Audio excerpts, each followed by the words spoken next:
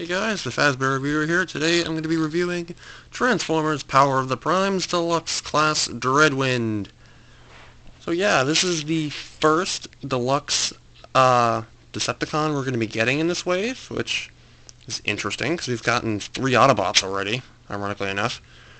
Yeah, I mean, I really like this figure, like his concept, I guess, if that makes any sense. Let me see if I can get this thing off. This thing's annoying. Once you put it on, you can't get it off. Now, I will warn you, this figure is loose. I do mean loose. At least my figure, his left leg, the connector port that allows the armor to stay, I don't know, closed, if that's the word, doesn't stay at all. Complete and total crap. But I can't replace the figure because the store that I bought it from only had one. So I'm stuck with a half-broken figure. Yeah. Yay. Just my advice, if you do get this figure, don't throw it or anything. Just leave it on a shelf. Don't play with it. Unless your figure's tight or something, don't play with it. I don't recommend it. I've had the figure's forearms come off a couple times, but that's because I was transforming it wrong. So yeah, this guy's prime armor function is a little weird. Not to mention the prime armor's a different color. It's the same color as the figure. I do like that. But from what I have heard from various YouTubers that have reviewed this figure, the prime armor for every figure that's going to come after this guy in this Seeker set, the prime armor is going to be the same color as the figure. They're not going to be unanimously colored. Like, I don't know, the Dinobots, for example, they're not all going to be the same color. They're going to be the same color as the figure they come with. So yeah, to connect this is the usual flip down part of the chest to do it, which it does go flat. I just didn't know that until recently. This does connect to that hole, but it's very weak and weird looking. This is the only one that actually looks like he has armor when he's wearing it, versus the others look like they just threw something on their chest that doesn't even match their color scheme at all. You know what I mean? This figure, I think, uses the prime armor gimmick very well. This is the only one I like that's a Decepticon. Not saying Starscream is bad, it's just, out of all the deluxes, this one is the most unique, I think. But this is actually a remold of Skydive from Combiner Wars. The reason I know this is because the parts from the waist down, minus the new wings on the legs, are the same. Same waist, hips, or the hips are the same. Maybe the shins are different. Like the thigh parts are different, but the core transformation is the same. Like the front part all the way down to the foot, along with the jet parts on the back parts. Jet parts on the back parts, good one. The jet sections on the legs, minus the new wing hinges, are the same. And I'm pretty sure the forearms are the same as, hold on, what was it? Not Firefly. No, I think it's the same as Skydive. No, wait, no, it's probably Air Raid. They're probably recycled Air Raid's forearms here. But yeah, I mean, this guy has the same posability roughly as the other figures I've reviewed, with the exception of the shoulders. They're on a pin instead of a ball joint. They have a pin going outwards that the other bots did not have. Not sure why, though. A swivel below that, like usual, and then the very slightly ratcheted forearms. The only one that didn't have ratcheted forearms was Jazz, because his shoulders were on a different hinge altogether, along with the arms. Head is on a ball joint. It's kind of loose, though. I do like that head sculpt, though. It's cool looking. The usual waist that's on a swivel that locks when it's in front position. Hip ball joints, which mine is very tight for change. The usual very slightly loose hip, or not hip, slightly loose knees. And then the usual swivel below the hip.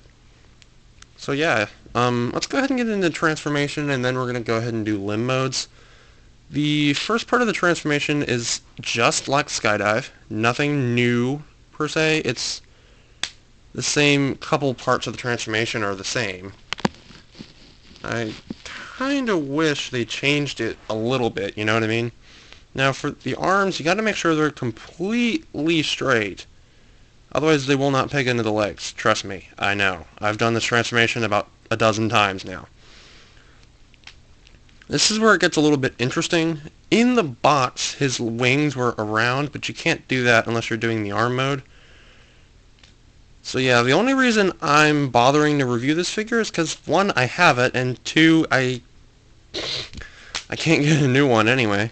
He still has the same shoulder rotation gimmick that Skydive had, except for he doesn't have wings on his arms like Skydive did.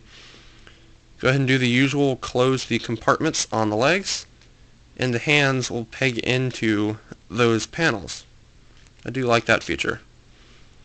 Now the swivel on the wings is new. I really do like that. And the back of the shoulders peg into the wing parts, by the way. At least the right shoulder does. The left one doesn't do it very well. And there. That's the jet mode. It looks pretty much the same as Skydive's jet mode. Granted, I have Skydive, just he's in storage right now. I'll get him out later. When I first unboxed this figure, one of the tail fins was out of alignment. Whatever. But the combiner port does go in that hole, like most of them. The gun can go under the wing, like most planes, or it can sit in that hole on the forearm. It can do that too. I figured out that these holes on the shoulders can actually house weapons. So if you have them in combined mode and you need a place for weapons, put them in this guy's shoulders, because why not? But yeah, let's go ahead and do leg mode first. Granted, that's not his primary mode, but it's the easier of the two. You're pretty much untransforming... Oh, shit. Remember, that one leg's a little loose. Go ahead and untransform the wing parts and the cockpit. Do the same thing that Firefly did with his instructions. Pull out the shins a little bit. Twist the head around so that when you rotate the connector port, you won't see an ugly sight of his head staring at you. Close it, and that's it. That's all there is. It's a brick. Yay. When I do a combination with Starscream, this guy needs to be a leg mode, so that's why I'm doing the leg mode first. For arm mode, turn the guy's head around the other way.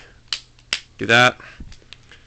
We are going to untransform the legs completely. When I say you know what I mean. Retransform the legs. Like that. But take the arms, return them to robot position. Sorry, one shoulder snaps, the other one doesn't. Take the arms, turn them around at the forearm swivel, and there is a peg slot. You can't really see it, but it tabs in to that slot, and then fold the arms backwards, like you would with Skydive. Let's go ahead and do that. There's that, and then turn the waist to your preferred side. Oh yeah, fold the wings over. Whoopsie, almost forgot that.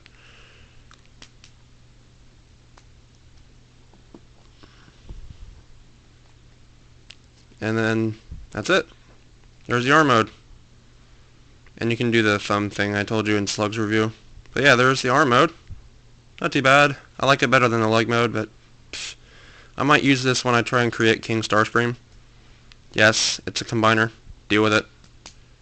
But alrighty guys, this was the review of Dreadwind from Power of the Primes. I will see you guys in my next video when I review Starscream and his combined mode. Alrighty fellers, I will see you in the next video. Like, comment, and subscribe. I will see you later. Goodbye.